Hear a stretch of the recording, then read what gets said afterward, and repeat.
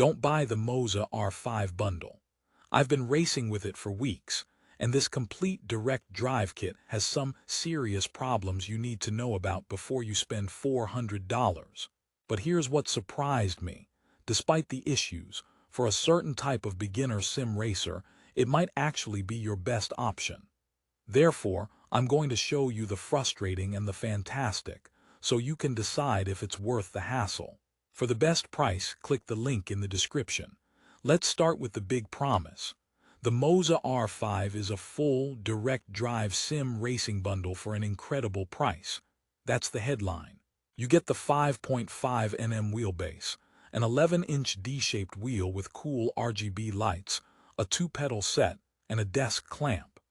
Its plug-and-play for PC has a 4.6-star rating on Amazon, and on paper, it's the hero the entry-level market needed. It arrives ready to destroy those cheap gear-driven and belt-driven wheels, and in many ways it does. The moment you feel that direct drive force, it's a revelation.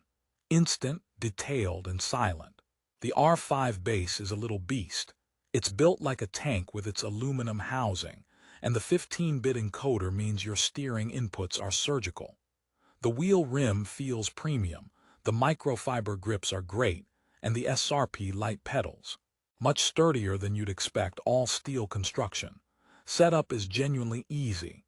You clamp it, plug in the single USB, and you're racing. It feels like you've hacked the system. The software, Moza Pit House, looks slick and offers deep customization. It's like they gave a beginner a professional's toy box. But, there's always a but.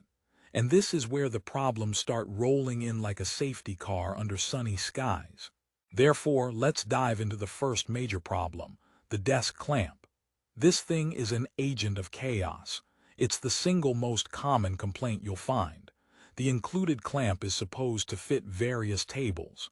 What they mean is it fits various tables if those tables are made of solid oak and you never, ever put any force through the wheel. The R5, while only 5.5 nm, is still a direct drive motor. It wants to twist and fight. That force gets transferred directly to your desk. The clamp, for many, simply cannot handle it. It creaks, it groans, it slips. It turns your intense battle for podium into a frantic battle to stop your entire rig from walking off the desk. It's a comedy sketch waiting to happen. Imagine being in a tight corner fight, you countersteer, and your entire $400 setup tries to join you in your lap. Not ideal. Moza basically gave you a sports car but forgot to include working brakes. This isn't a small oversight. It fundamentally compromises the experience. So, your first extra purchase is almost mandatory. A proper stand or a rig.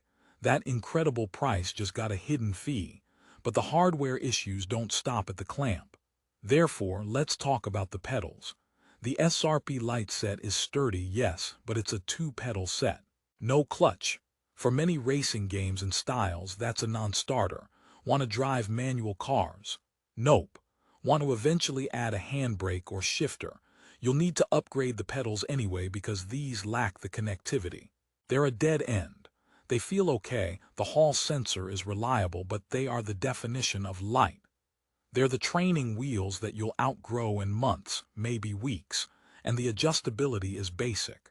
It's like getting a gourmet burger but with frozen fries. You're happy for the burger, but you know you're missing out. However, the most frustrating problems are often in the software. Therefore, we must talk about Moza Pit House and the infamous firmware updates. The software is powerful, but it can be buggy. Some users report disconnections, settings not saving, or the software failing to recognize the base. The bigger issue is the firmware process. Updating can be a nerve-wracking experience. There are stories, not just with the R5 but across Moza's line, of bricks during updates. A bricked wheelbase is a very expensive paperweight. While my updates went fine, the anxiety is real. You're told to never interrupt the process, use a good cable, pray to the sim racing gods. For a plug-and-play beginner product, this is a high-stakes minigame nobody asked for. It's like the wheelbase comes with a tiny ghost inside that occasionally tries to possess it. But amidst all these problems, why is it still rated 4.6 stars? Therefore, here's the contrarian snapback. Because when it works astoundingly well for the price. The force feedback detail is miles ahead of anything at this price point. You feel the curb strips, the loss of traction, the weight of the car. It's immersive and transformative. For someone moving from a Logitech G29 or a Thrustmaster T248, it's a jaw-dropping leap. It's not just stronger, it's smarter, faster, and more communicative. The quick-release system is satisfying and solid. The wheel buttons are excellent, and that 5.5 Nm force is actually a sweet spot for desk use once you solve the clamp issue. It's powerful enough to feel real, but not so powerful it shakes your fillings loose. It's the Goldilocks of entry-level direct drive, if Goldilocks had to buy her own chair. Therefore, who is this bundle actually for? It's not for the absolute casual. It's for the dedicated beginner who knows they are hooked on sim racing and is willing to solve its initial quirks. It's for the person who sees the desk clamp and immediately budgets for a next-level racing GT Light cockpit. It's for the tinkerer who doesn't mind software hiccups for incredible hardware value. If you want a perfect, seamless, out-of-the-box experience, look elsewhere and pay more. But if you're willing to navigate a few potholes to get onto a seriously fast track for not much money, the R5's core performance is impossible to ignore.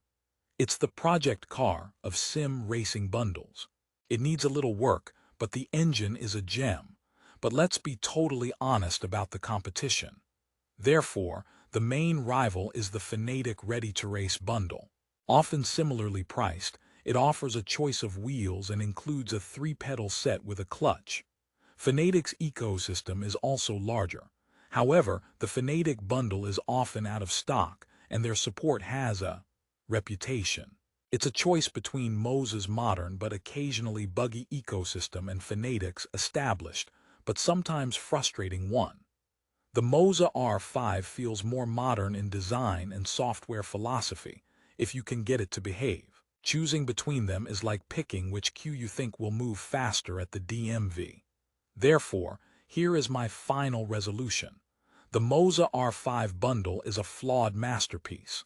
The core direct drive experience is phenomenal and game-changing for the price. The problems, the woeful desk clamp, the limited pedals, the software gremlins, are significant hurdles. They add cost and frustration. You are not just buying a product, you're signing up for a minor project. But if you go in with your eyes open, plan to immediately upgrade the mounting solution, and accept that you'll likely want a 3-pedal set soon, the R5 base and wheel themselves are a stunning value. It's the fastest, most detailed way to get into direct drive. So, should you buy it? Don't buy the Moza R5 bundle if you expect perfection from the first second. Do consider it if you see it as a foundation. A brilliant, powerful, slightly temperamental foundation that you're willing to build upon. For the absolute best price on Amazon and to check the latest deals, click the link in the description below. Let me know in the comments if you've dealt with the clamp rebellion or found the perfect settings. Thanks for watching, and keep your wheels on the track, not on your floor.